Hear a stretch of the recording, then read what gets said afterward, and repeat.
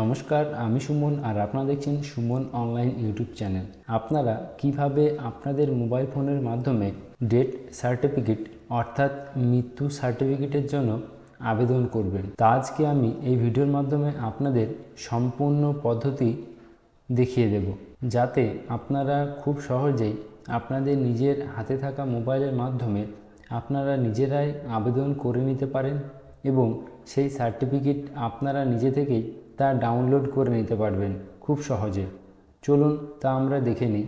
তার আগে আপনাদের জানিয়ে রাখি, আপনি যদি আমাদের এই চ্যানেলে নতুন হয়ে থাকেন তাহলে চ্যানেলটিকে সাবস্ক্রাইব করে বেল আইকনটি প্রেস করে অল নোটিফিকেশন অন করে রাখবেন এবং ভিডিওটি যদি আপনার ভালো লেগে থাকে তাহলে ভিডিওটিকে অবশ্যই লাইক করবেন।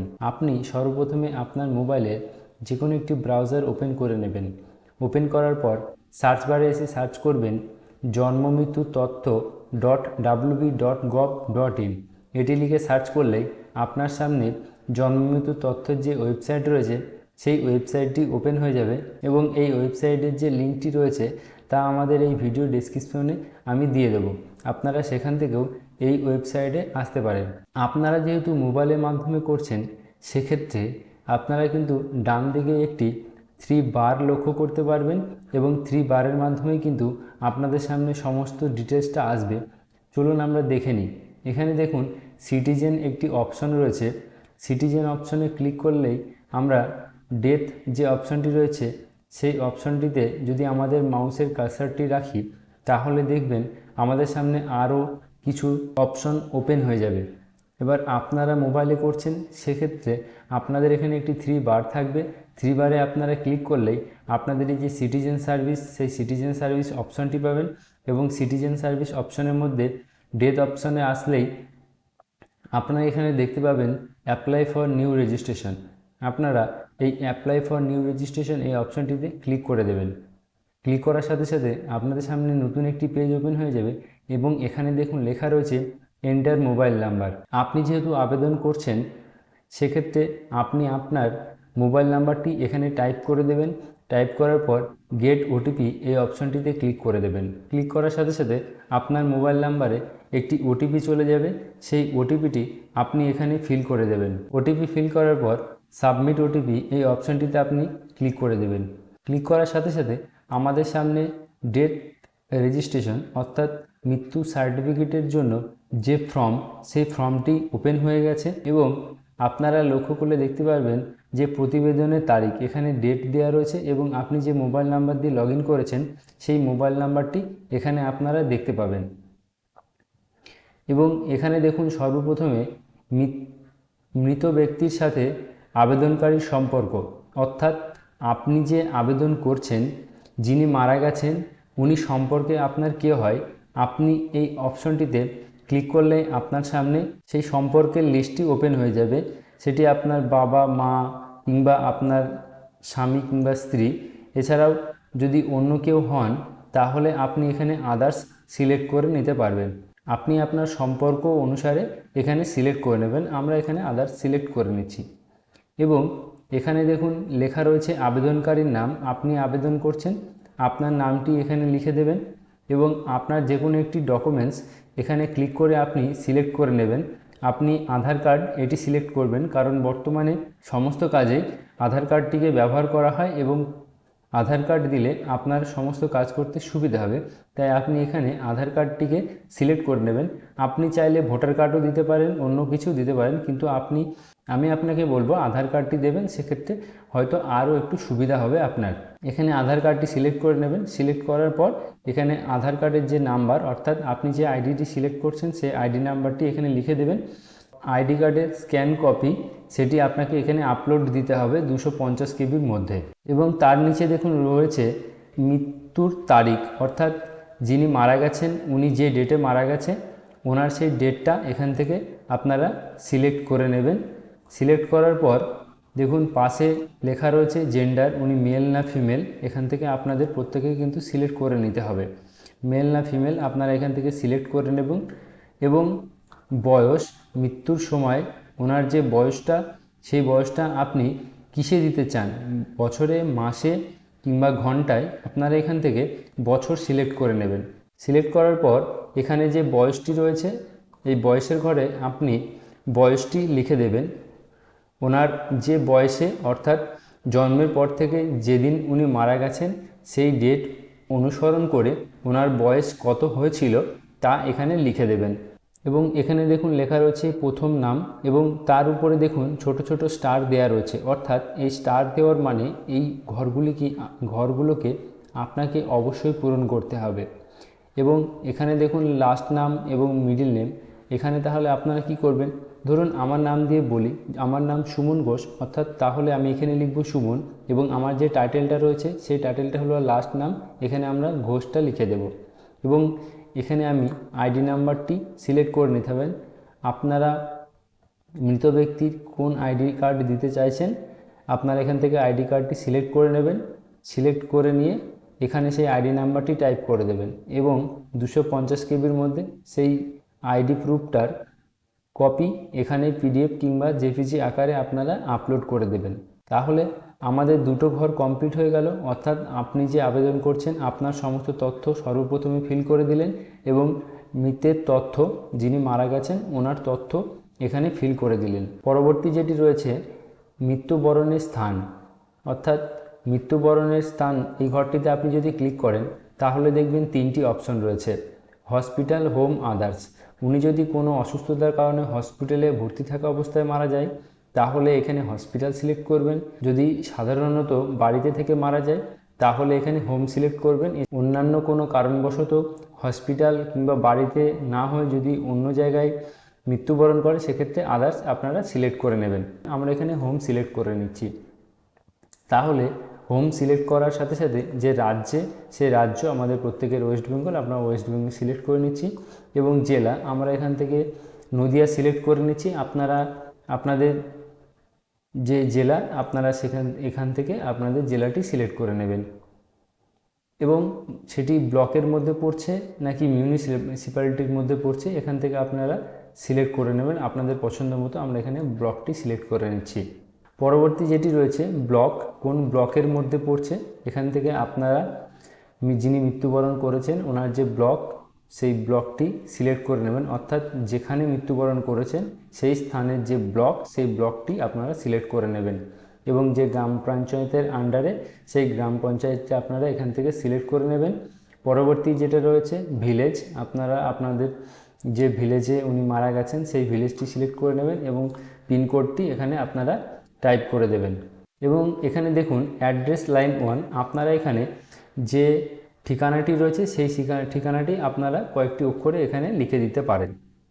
তাহলে আমরা উপর থেকে 3টে জিনিস ফিল করলাম। সর্বপ্রথমে রয়েছে আপনি আবেদন করছেন আপনার ডিটেলস এবং দ্বিতীয় স্টেপ রয়েছে যিনি মারা গেছেন ওনার তথ্য এবং তৃতীয় যেটি রয়েছে সেটি হলো যেখানে মৃত্যুবরণ করেছেন সেই তথ্য। চতুর্থ কী রয়েছে? চতুর্থ রয়েছে মাতার তথ্য। দেখুন এখানে যে ডিটেলসগুলো চেয়েছে এখানে কিন্তু কোনো স্টার দেওয়া নেই, অর্থাৎ আপনি চাইলেও দিতে পারেন না চাইলেও দিতে পারেন, তবুও আপনাদের জন্য বলে দিচ্ছি। এখানে মাতার নাম যেমনভাবে লিখেছিলেন, মিডিল নাম থাকলে মিডিল নেম, লাস্ট নেম থাকলে লাস্ট নেম, ইমেল চাইলেও দিতে পারেন না চাইলে, এখানে কিন্তু কোনো বাধ্যবাধকতা নেই, তবু আপনারা কিন্তু ফিল করলে করতে পারেন। Mobile number, identity card type, identity কার্ডের নম্বর এবং সেটি পিডিএফ আকারে আপনারা এখানে ডাউনলোড করে দিতে পারেন। সেম একই রকমভাবে যিনি মারা গেছেন ওনার মায়ের তথ্য এবং সেম একই রকমভাবে পিতার তথ্য। এখানে স্টার মার্ক দেওয়া নেই, আমরা এগুলো কিছু করছি না, আমরা পরবর্তী যেটি রয়েছে সেটি দেখে নেব। পরবর্তী যেটি রয়েছে স্পাউস ইনফরমেশন, অর্থাৎ দাম্পত্যের তথ্য। যিনি মারা গেছেন ওনার স্ত্রী কিংবা স্বামী তার তথ্য সেম একই রকমভাবে মা বাবা এবং স্বামী স্ত্রী ওনাদের তথ্য কিন্তু আপনারা এখানে ফিল করে দিতে পারেন। প্রত্যেকটি কিন্তু একই রকম বলে আমি সেটা দেখাচ্ছি না। এবং পরবর্তী যেটা রয়েছে মৃত্যুর সময় মৃতের ঠিকানা, অর্থাৎ যিনি মারা গেছেন ওনার যে স্থায়ী ঠিকানা সেই স্থায়ী ঠিকানা এখানে কিন্তু ফিল করতে হবে। চলুন আমরা দেখে নিই। যদি বাড়ির নাম্বার আপনার জানা থাকে তাহলে আপনি বাড়ির নাম্বারটি এখানে ফিল করে দিতে পারেন। এখানে কোনো স্টার দেওয়া নেই, অর্থাৎ এটা বাধ্যতামূলক নয়, আপনি চাইলে লিখতেও পারেন নাও লিখতে পারেন। এখানে গৃহের নাম্বার, আপনি আপনার ঘরের যে নাম্বার রয়েছে সেটা এখানে টাইপ করে দিতে পারেন। এছাড়াও দেখুন রাস্তা, এটি অবশ্যই আপনারা লিখবেন। আপনারা যে যিনি মারা গেছেন ওনার বাড়ির যে রাস্তা রয়েছে সেই রাস্তার নাম অর্থাৎ পাড়ার নামটা আপনারা এখানে লিখে দেবেন। এবং এখানে দেখুন লেখা রয়েছে পোস্ট অফিস, পোস্ট অফিসটা লিখবেন। এখান থেকে রাজ্য সিলেক্ট করে নেবেন এবং ডিস্ট্রিক্ট আপনারা এখান থেকে সিলেক্ট করে নেবেন। ব্লক এরিয়ার মধ্যে রয়েছে না মিউনিসিপ্যালিটির মধ্যে রয়েছে আপনারা এখান থেকে সিলেক্ট করে নেবেন। এবং পৌরসভা, ব্লক কিংবা পৌরসভা আপনারা এখান থেকে সিলেক্ট করে নেবেন। চলো আমরা একে একে সিলেক্ট করে নিই। এবং আপনারা আপনাদের গ্রাম পঞ্চায়েত, যিনি মারা গেছেন ওনার যে গ্রাম পঞ্চায়েত, সেই গ্রাম পঞ্চায়েত এখান থেকে সিলেক্ট করে নেবেন এবং এখানে পিনকোড আপনারা দিয়ে দেবেন। তাহলে আমাদের ডিটেলস মোটামুটি ফিল করা হয়ে গেছে। পরবর্তী যে স্টেপটি রয়েছে মৃতের স্থায়ী ঠিকানা, অর্থাৎ আমরা যে আগে যে ডিটেলসটি ফিল করেছি সেই ঠিকানা আর বর্তমানের যে ঠিকানা যদি এক হয়ে থাকে, অর্থাৎ ধরুন উনি এক জায়গায় বসবাস করছেন, এখানে আপনাদের একটু নজর দিতে হবে। এখানে দেখুন লেখা রয়েছে মৃতের সময় মৃতের ঠিকানা এবং মৃতের স্থায়ী ঠিকানা। অর্থাৎ ধরুন কোনো ব্যক্তি যদি 6 মাস কিংবা এক বছরের জন্য এক স্থান থেকে অন্য জায়গায় অন্য স্থানে এসে সেখানে 6 মাস 7 মাস ধরে থাকছেন, সেখানে মৃত্যুবরণ করেছেন, তাহলে উনি কিন্তু সেখানকার মৃতের সময় মৃতের ঠিকানা সেই ঠিকানাটা ফিল করবেন। এবং বর্তমানে যে স্থায়ী ঠিকানা, যেখানে বসবাস জন্ম থেকে করছেন, সেই স্থায়ী ঠিকানা যেখানে ওনার পরিবার সকলে মিলে রয়েছেন সেই ঠিকানা কিন্তু এখানে ফিল করতে হবে। আর মৃত ব্যক্তির যদি যেখানে বসবাস করছেন সেটাই জন্মগতভাবে ঠিকানা হয়, এক হয়ে থাকে, সেক্ষেত্রে আপনারা কিন্তু এই চেক বক্সে ক্লিক করে দিলেই অটোমেটিক সমস্ত কিছু ফিল হয়ে যাবে। অর্থাৎ মৃত ব্যক্তির বর্তমান যিনি যেখানে থাকছিলেন সেই ঠিকানা আর ওনার স্থায়ী ঠিকানা দুটি এক, তাই আমরা এই বক্সে ক্লিক করে দিলাম, অটোমেটিক এগুলি পূরণ হয়ে গেছে। এবং পরবর্তী যে স্টেপটি রয়েছে সংবাদদাতার তথ্য, অর্থাৎ মারা যাওয়ার সময় যিনি সংবাদ, অর্থাৎ যিনি প্রথম দেখেছেন কিংবা যিনি সংবাদ দিচ্ছেন সেই সংবাদদাতার ডিটেলস আপনাকে এখানে ফিল করতে হবে। যদি আপনাদের কোনো আশাকর্মী থেকে থাকে, যদি আশাকর্মী সেই তথ্যটা দিচ্ছেন যে মারা গেছে, কিংবা যদি অন্য কেউ দিয়ে থাকেন তাহলে আপনারা এখানে আদার্স ফিল করে দেবেন। এবং কর্মচারী আইডি, যদি আইডি থাকে তাহলে আইডি দেবেন। এবং বাড়ির নাম্বার থাকলে বাড়ির নাম্বার, হাউস নাম্বার, রাস্তা, এই ডিটেলস কিন্তু আপনাকে ফিল করতে হবে। যিনি দিচ্ছেন সেই ডিটেলস কিন্তু আপনাকে ফিল করতে হবে।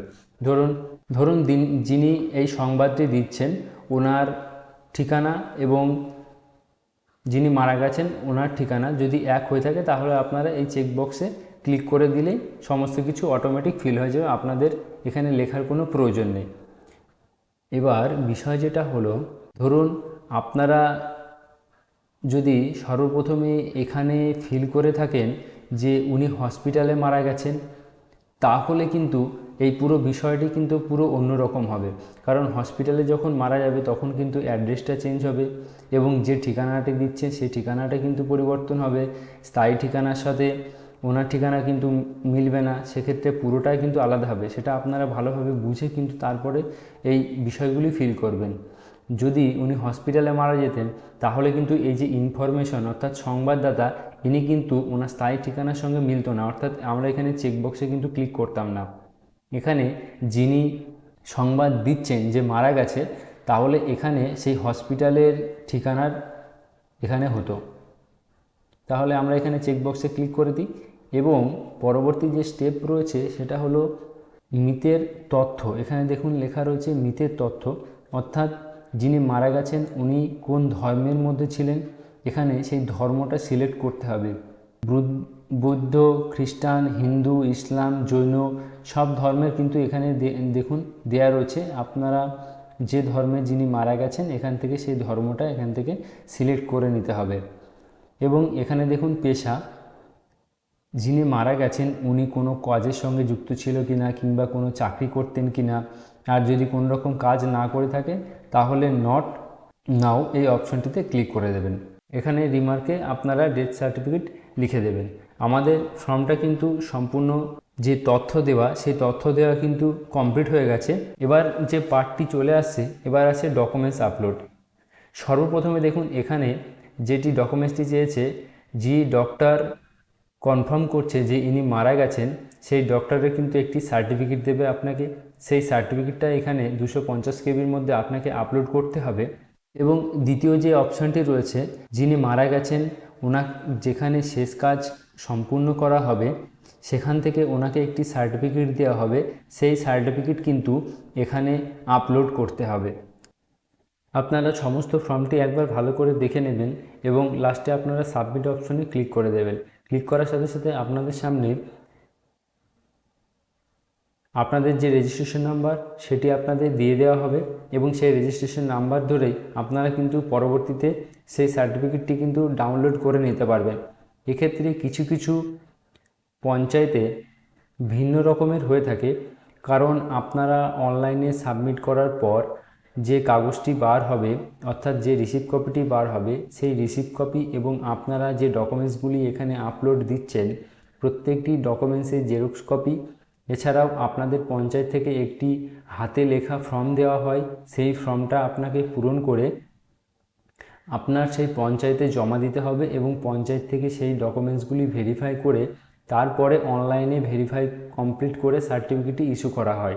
এবং আপনারা কিভাবে তা ডাউনলোড করবেন আমি আপনাদেরকে দেখিয়ে দিচ্ছি। তার আগে একটি বিষয় আপনাদের জানিয়ে রাখি, ধরুন যিনি মারা গেছেন, মারা যাওয়ার 30 দিন পর যদি আপনি আবেদন করতে যান, সেক্ষেত্রে এখানে দেখবেন একটি অপশন এক্সট্রা শো করছে, আপনাকে একটি চালান কিন্তু পেমেন্ট করতে হবে সরকারকে। 30 দিনের বেশি হয়ে গেলে এখানে সেই চালান ডিটেলসটি কিন্তু শো করবে। যতক্ষণ না আপনি সেই চালানটি সাবমিট করবেন ততক্ষণ কিন্তু আপনি এই ফর্মটি সাবমিট করতে পারবেন না।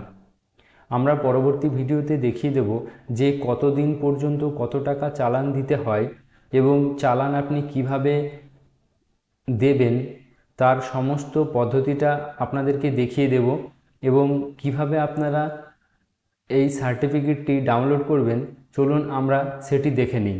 আপনারা জন্ম মৃত্যু যে পোর্টালটি রয়েছে সেই পোর্টালটি ওপেন করবেন।